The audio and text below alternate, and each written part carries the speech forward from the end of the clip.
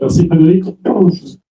Mesdames et messieurs, il est temps d'accueillir celui que vous attendez tous. Il incarne le Sturzo-Corse, notre candidat, Nicolas Martini.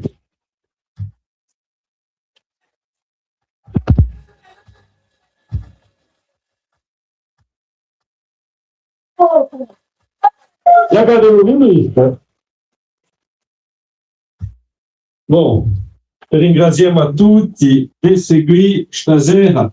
Che voi sappiate, stilati, ci hanno rubato un'entreprise che nous a installé la scène, ci hanno chacun non specie di scapodaredo, ma la gente o votare. Yeah.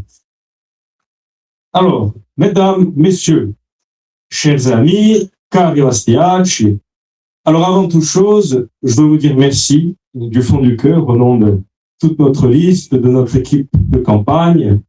Merci d'avoir pris le temps de vous déplacer, malgré le temps aussi. On a reçu un certain nombre de messages, notamment d'habitants du quartier qui souhaitaient venir à pied et qui malheureusement n'étaient pas suffisamment téméraires pour tenter la chose. Mais enfin, merci parce que nous vivons un moment important de la vie démocratique de notre ville. Et vous le savez, dans quelques jours, les Bastiaises et les Bastiais auront à faire un choix. Et ce choix, c'est celui de l'avenir de Bastia. Le choix de l'orientation que nous voulons donner et que nous voudrons donner à cet endroit où nous vivons, et ce pour les années qui viennent. Un premier choix, d'abord. Une ville où l'ordre et la propreté seront rétablis. Une ville européenne, fière de ses traditions chrétiennes, une ville corse aussi, qui parle la Corse, qui protège ses enfants les plus précaires et qui les priorise en termes de logement et d'emploi.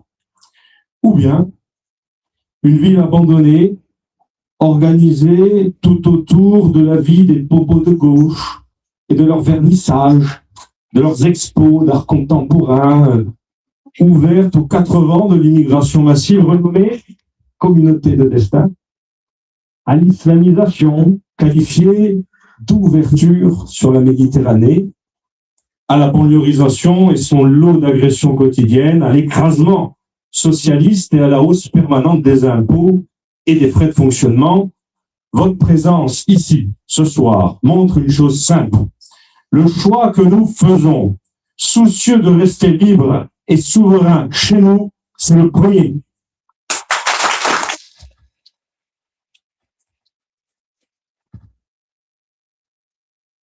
Permettez-moi maintenant de me présenter pour ceux qui ne me connaissent pas. Il est simple. Je suis un enfant de cette île et de ces montagnes, plus exactement. Les Battines descendent d'une famille de paysans et de cultivateurs perchés depuis quelques siècles maintenant sur les hauteurs du Bourdieu, entre Landou, Ugastela et Bustani Guder, à quelques pas de Santa Lucia, le village des Tsunarepi, dirais-je pour saluer le maire sortant, ou plutôt le maire sorti, qui, bien que Vénaquet lui-même, a réussi à me qualifier de migrant. Migrant qu'il apprécie, paraît-il, lorsqu'ils ne sont pas corses, soit dit en passant. Alors, depuis de nombreuses années, je suis engagé, vous le savez, dans la vie publique, aux côtés de mes camarades et dans le débat politique de notre île. Et cet engagement est né très jeune, par conviction, par amour pour la terre de nos ancêtres et par la volonté de défendre ce que nous sommes. Et comme beaucoup le savent aussi, mon parcours a été marqué par un certain nombre d'épreuves. J'ai payé mes engagements de jeunesse et j'ai assumé mes responsabilités que j'assume toujours, et cette période de ma vie m'a profondément transformé et conduit à réfléchir à l'avenir de notre peuple et au sujet du combat politique que nous voulons mener. Depuis lors, j'ai choisi une voie claire, celle du combat politique démocratique, celle des idées, celle de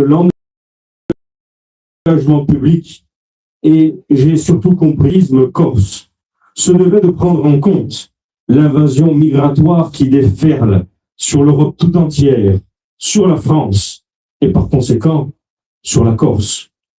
Et j'ai fondé un mouvement politique, Mos Sabaladine, il y a de cela 2 ans, qui défend une vision très simple.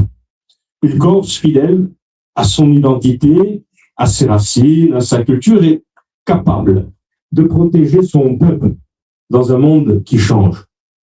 Une Corse résolument nationaliste qui se tourne précisément vers d'autres nationalistes, ceux qui veulent défendre la France afin de créer la grande et durable coalition des enracinés. Par le travail et la persévérance, malgré les persécutions permanentes du système tenu par ceux qui étaient bien contents hier de me voir, moi et d'autres, en prison pour faire leur peur politique sur notre sort et celui d'autres militants, je suis parvenu avec mes camarades, en quelques années, à établir ce que j'estime être la grande bascule des prochaines années. J'ai rencontré Marine Le Pen. J'ai rencontré Jordan Bardella.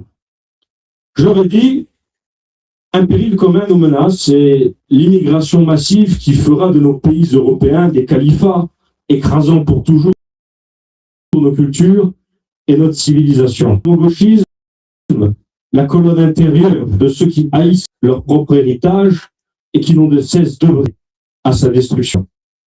Aussi, leur disais-je, si le Rassemblement national revoit ses positions sur la Corse, historiquement trop jacobines, comme nous avons nous-mêmes revu nos positions concernant la France, nous pouvons bâtir un paysage politique nouveau sur l'île. Patriote corse ayant tourné le dos à l'indépendantisme et pris conscience de la question migratoire qui nous concerne à tous, et patriote français ayant rompu avec le jacobinisme et favorable à la défense des identités régionales. C'était d'ailleurs le sujet d'un article d'Encore ce matin, ce jour même. Ensemble, différents mais complémentaires, et peut-être même complémentaires, parce que différents. Alors, Marine m'a répondu la chose suivante.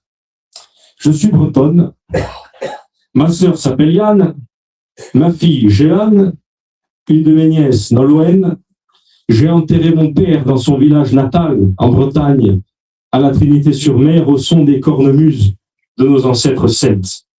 Je suis favorable à cette idée depuis maintenant des années, mais jusqu'à aujourd'hui, tous les nationalistes corses que je rencontrais étaient des gauchistes anti-français. Et discuter m'était donc impossible jusqu'à vous rencontrer. Avec vous, c'est terminé. Travaillons ensemble. Quant à Jordan, il m'a dit ceci. J'ai grandi dans 93 et je suis sûr d'une chose, Nicolas, c'est que le danger qui menace la France, ce ne sont pas les Corses qui veulent parler corse.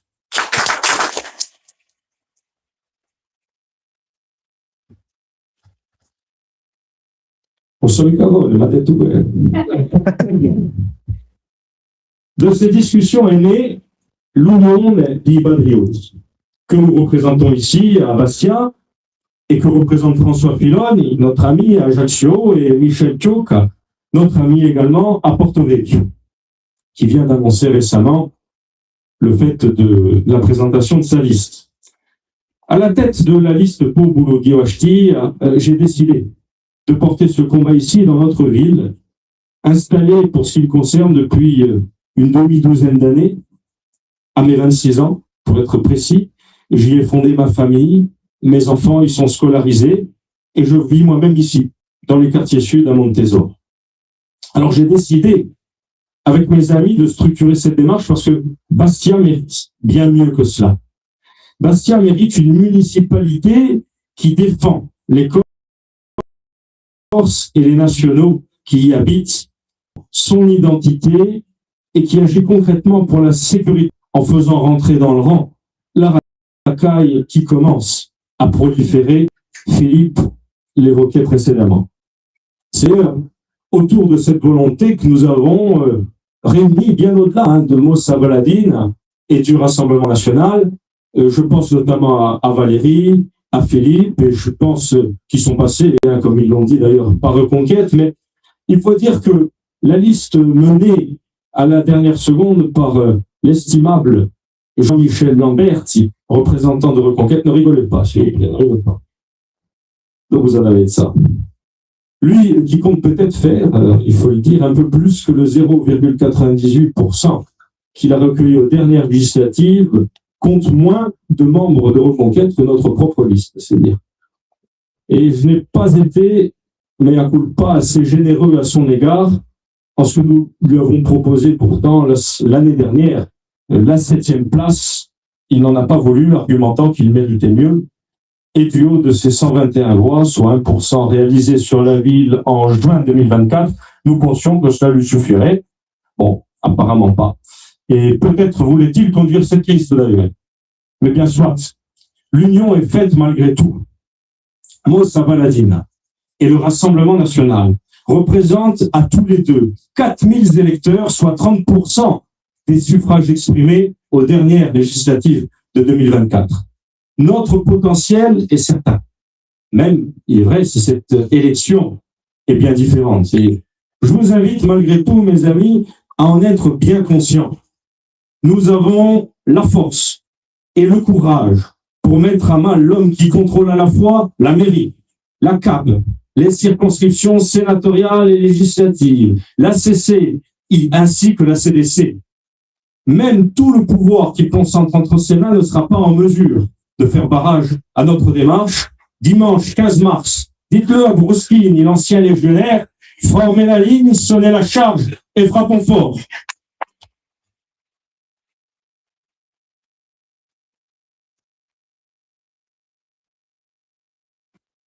Alors, il faut aussi parler franchement de ce qui s'est passé ces dernières années.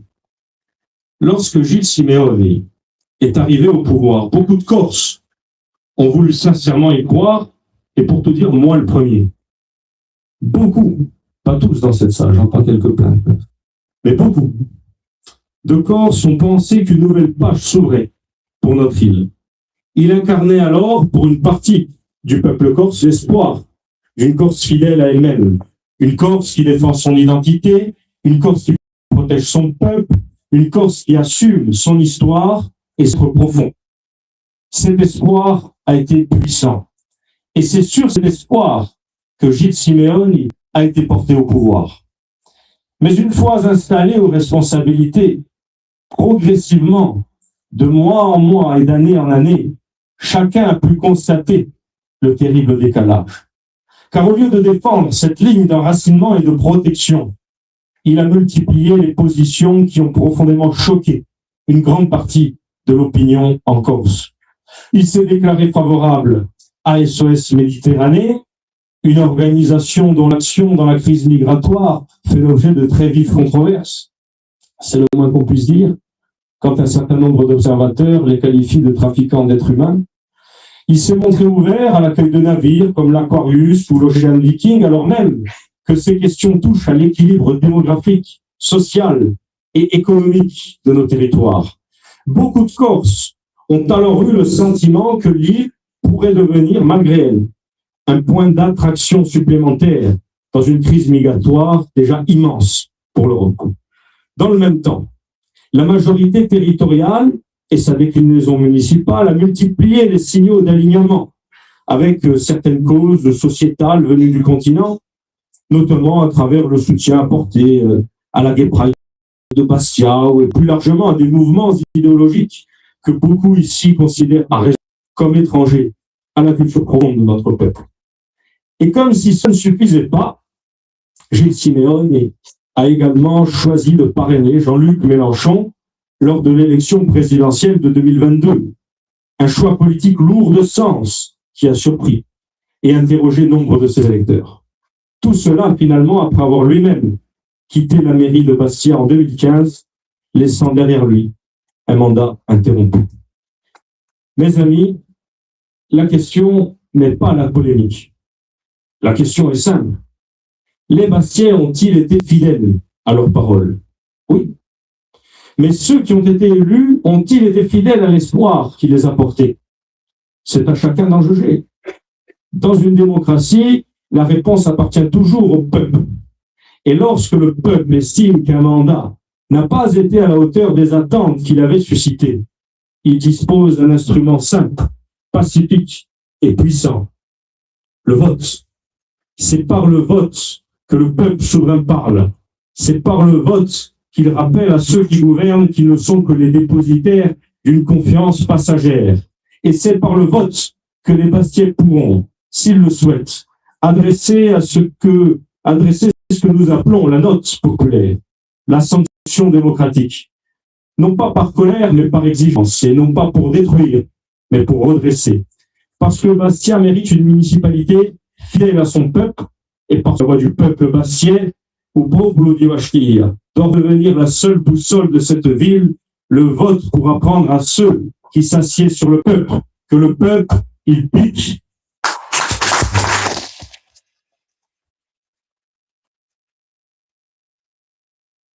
Maintenant que les choses ont été dites concernant les orientations politiques, attardons-nous quelque peu sur les faits. Et il faut regarder le bilan. Et ce bilan, c'est celui du maire sortant, ou plutôt du maire sorti. Pierre Savelli. Un maire sorti, mais un bilan pleinement assumé par ceux qui dirigent aujourd'hui la majorité territoriale autour de Gilles Siméoni, candidat face à notre liste. Car au-delà des discours et des symboles, ce sont les chiffres qui parlent. Regardons-les. La taxe des ordures ménagères, par exemple, elle est passée d'environ 100 € par habitant à près de 170 en moyenne. La taxe foncière, les commerçants, les propriétaires en sont quelque chose. Elle aussi a augmenté d'environ 300 € en moyenne par habitant à 360. Et pendant que les Bastiais payaient davantage, les frais de fonctionnement de la municipalité ont explosé. Ils sont passés d'environ 1100 € par habitant à près de 1500 d'augmentation. Là, la réalité. Toujours plus d'impôts, toujours plus de dépenses et toujours plus de pression sur ceux qui travaillent. C'est une logique bien connue, une logique de gauche, où l'on pense d'abord à faire grossir la machine administrative. On embauche, on distribue les postes, on élargit les structures, on crée des comités, des ceci, des cela, et tout cela est payé par qui? Par le peuple, par les artisans, par les commerçants, par les salariés, par les familles bastiaises qui voient leurs factures augmenter année après année. Autrement dit, on finance ce système en fondant ceux qui produisent et ceux qui travaillent. Mais voyez, une ville ne se gère pas comme ça. Et une ville ne doit pas être une machine à prélever toujours plus d'argent sur ses habitants. Une municipalité doit d'abord respecter ceux qui la financent, et ce respect commence par une chose simple: gérer l'argent public comme si c'était le sien. C'est exactement l'inverse de ce qui s'est passé ces dernières années. Et c'est pour cela que Bastia a aujourd'hui besoin d'un profond changement à ce sujet. Un changement de méthode, un changement de vision, un changement de majorité. Parce que Bastia mérite une gestion sérieuse, rigoureuse et surtout au service de ses administrés. Aussi, la première chose que nous ferons en arrivant aux affaires, clairement, aucun remplacement de départ à la retraite, en dehors des postes essentiels évidemment, jusqu'à ce que nous soyons revenus à une dimension proportionnée des effectifs, une baisse significative des impôts financiers par ces mêmes économies de fonctionnement, et surtout, un grand audit qui visera à débusquer tous les postes fictifs ou de complaisance qui sont financés pour entretenir la gauche siméonienne sur le dos du peuple.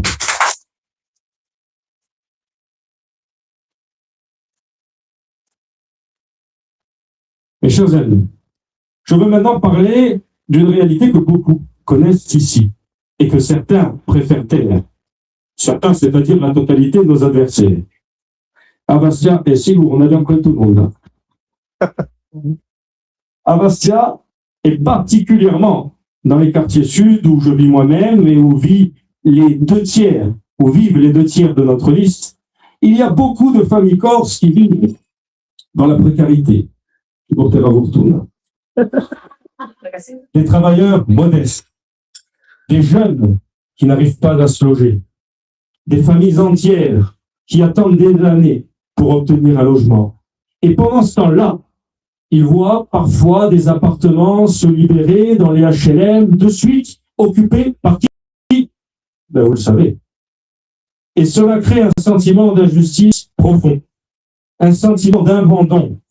Parce que chacun comprend une chose simple: une ville doit d'abord prendre soin de ceux qui y vivent, y travaillent et y élèvent leurs enfants. Et aujourd'hui, l'attribution des logements sociaux repose presque exclusivement sur des critères sociaux, administratifs, définis par la loi nationale. Mais cette configuration profite quasi systématiquement aux familles immigrées, et ce, avec la complicité de la Siméonie municipale et de la Macronie préfectorale. Et consultez, je vous y invite, les chiffres de l'Observatoire de l'immigration, qui rendent fou Gilles Siméon. Vous l'avez vu au départ l'autre jour. Cet Observatoire de l'immigration travaille à partir des données de l'INSEE. En certaines zones des quartiers sud, où nous nous exprimons ce soir même, 25% de la population est immigrée. 70% de cette population est logée en HLM. Et 30% de la totalité du parc HLM de Bastia est attribuée à des immigrés. C'est insupportable. Et ces attributions ignorent toujours une dimension essentielle, l'enracinement local. C'est pour cela que nous proposons une idée simple, que nous appelons à Gartula di Larraiguera, la charte municipale. Et l'idée est claire, tenir compte dans l'attribution des logements municipaux ou soutenus par la commune dans le quota à la commission attributive de logement, de la durée de résidence sur la commune, de la scolarisation des enfants, de l'activité professionnelle sur la commune et de l'attachement réel des familles à la vie de la cité. Alors, ce n'est pas une solution parfaite, mais elle est toutefois possible au moins à droit constant. Et c'est une première étape pour réintroduire un peu de bon sens et de justice en attendant que nos alliés du Rassemblement national établissent un jour au niveau parlementaire la priorité nationale qui permettra de favoriser de facto ceux qui détiennent la nationalité française par rapport à ceux qui ne la détiennent pas. Parce qu'une institution doit d'abord défendre son peuple et les institutions de la Corse doivent défendre les Corses. Les institutions de la France doivent défendre les Français et les institutions de l'Europe doivent défendre les Européens. Ce combat n'est pas un combat contre qui que ce soit. C'est un combat pour la justice sociale, pour l'équilibre de notre ville et pour le respect des Corses de Bastia, en particulier des plus précaires. Et c'est aussi pour cela que ces élections municipales sont importantes, car elles doivent permettre aux Bastiais de reprendre la parole et de dire clairement, Bastia doit être gouverné dans l'intérêt de son peuple et des Corses qui y vivent.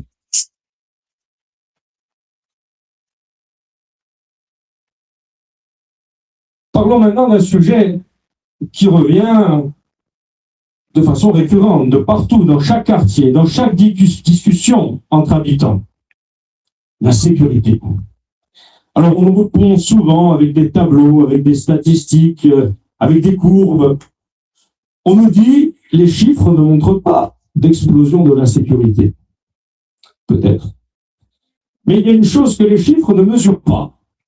Le sentiment des habitants. Et ce sentiment, lui, est très réel. À Bastia, une brume d'insécurité s'installe peu à peu. Alors, pas forcément par de grandes flambées de criminalité, mais par des faits nouveaux, des faits qui n'existent pas. Il y a encore quelques années, des agressions gratuites, des comportements violents, des situations qui choquent profondément les habitants. Beaucoup, ici, se souviennent de l'agression du jeune Raphaël, attaqué par un groupe de jeunes, avec d'immenses guillemets. Moi, je suis comme Philippe, je dis jeune pour pas me retrouver au tribunal. Moi, je fais la cuisine. Donc, attaqué par un groupe de jeunes dans des circonstances qui ont profondément marqué le quartier. À ce moment-là, la classe politique a préféré détourner le regard.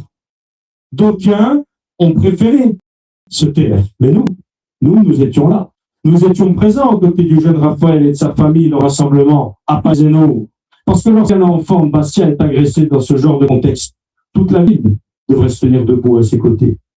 Et malheureusement, ce n'est pas un cas isolé. Il y a eu cet exhibitionniste algérien dans un train devant une jeune fille. Il y a eu cette agression du jeune Alibertini par un Syrien au coup de couteau qui a choqué l'opinion. Il y a ces actes de harcèlement qui empoisonnent la vie de certains habitants âgés dans des quartiers comme Loubine ou à l'instar de Louis-Pierre dont nous avions médiatisé la situation il y a quelques mois. Il y a eu aussi cette agression d'une dame âgée à Montésor, où l'année dernière, la pauvre femme, incapable de s'en remettre, s'est défenestrée. Un événement tragique qui a profondément, à l'époque, bouleversé un certain nombre de Bastiais et à l'occasion duquel nous nous étions rassemblés. Mes amis, je le dis clairement, les statistiques sont utiles. Mais que passe-t-elle face à ce que ressent le peuple? Quand des parents ont peur pour leurs enfants, quand des personnes âgées n'osent plus sortir le soir et quand des habitants ont le sentiment que leur quartier change et que personne ne les écoute. Une ville ne peut pas se contenter de dire « les chiffres sont bons, circulez ». Non, une ville doit protéger ses habitants. Et protéger les habitants, c'est soutenir systématiquement les victimes, agir pour les délinquances du quotidien, renforcer la police municipale et ne pas les qualifier de cow-boys, et faire comprendre une chose simple. À Bastia, les gens doivent être respectés. Parce que la première liberté, celle qui conditionne toutes les autres, c'est la sécurité. Et sans sécurité, il n'y a ni tranquillité, ni confiance, ni avenir pour la ville.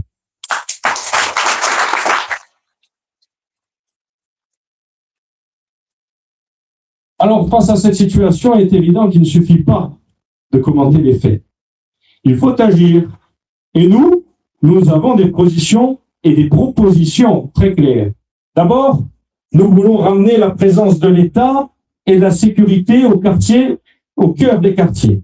Alors autrefois, il existait un commissariat de proximité dans les quartiers sud.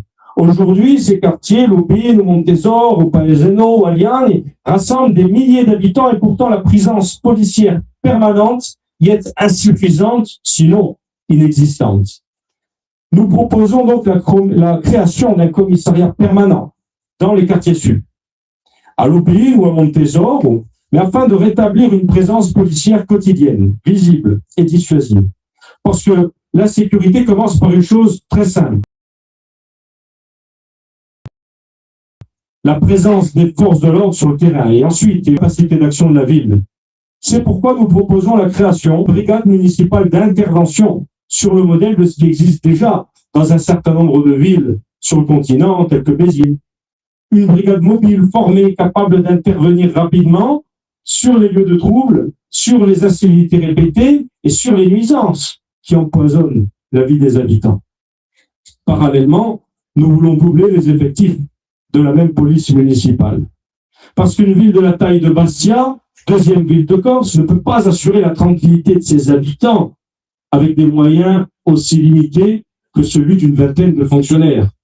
Et ces policiers municipaux devront disposer évidemment des moyens nécessaires pour assurer leur mission, y compris un équipement adapté et dissuasif, afin qu'ils puissent intervenir efficacement et en sécurité.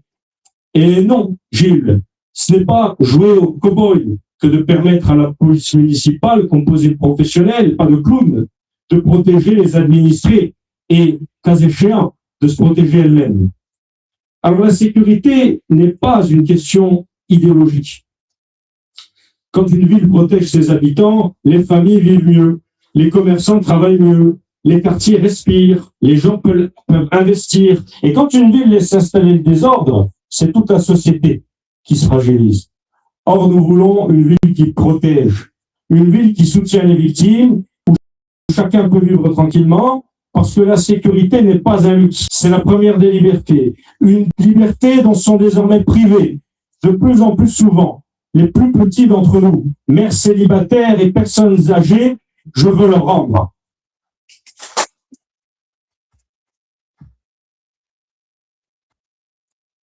De toute évidence, d'aucuns parmi vous peuvent me trouver parfois dur ou particulièrement ferme en de nombreuses occasions. Mais celui qui conduit un combat comme le nôtre se doit d'écarter toute faiblesse face au monstrueux système contre lequel nous nous sommes dressés. Et à travers l'amour charnel de la Corse, toute ma vie a été guidée des cachots de ma jeunesse au micro de cette tribune par la profonde et permanente communion avec ceux qui travaillent et qui souffrent chaque jour. C'est pour eux, avant tout, et pour épargner au peuple corse les affres de la servitude et de l'oppression, que je n'ai jamais cessé d'entretenir la flamme ardente du combat et de l'espoir. Pour l'avenir, c'est avec vous que je veux le faire. Le courage et l'ardeur chevillés au corps face au système totalement coalisé contre nous. Nous sommes le peuple. Nous ne manquons ni de moyens, ni de force, ni de volonté. Car je sais que le combat que Moussa Baladine amène aux côtés du Rassemblement national est une immense espérance et un profond réconfort pour des milliers de Corses. Alors vous tous qui m'écoutez ce soir, garçons de café, caissières, livreurs et manœuvres, artisans, commerçants et petits fonctionnaires, braves gens, crèvent la faim et travailleurs, petits retraités dans la misère et jeunes déplacés, vous les prolos, les braves gens du mal de dos sur le canapé après une journée de dur labeur, vous tous qui êtes à votre tâche chaque jour sans jamais rien demander, et pourtant vous qui portez sur vos épaules la société tout entière, le pouvoir qu'on vous a confisqué, j'entends vous le rendre. De Tog à Lupine, le 15 mars prochain, reprenons notre ville et viva l'Union dei Patriotti e viva il popolo gioacchino.